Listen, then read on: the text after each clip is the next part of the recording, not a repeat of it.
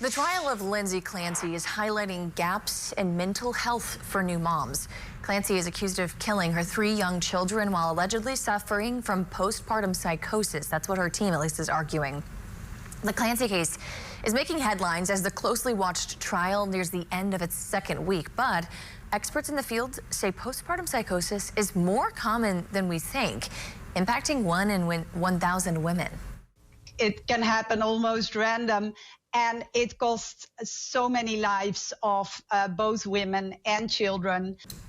Right now, there are only 5 specialized inpatient perinatal, I should say, psychiatric units in the U.S. Doctors say that Clancy tragedy is seriously highlighting the need for more of those clinics.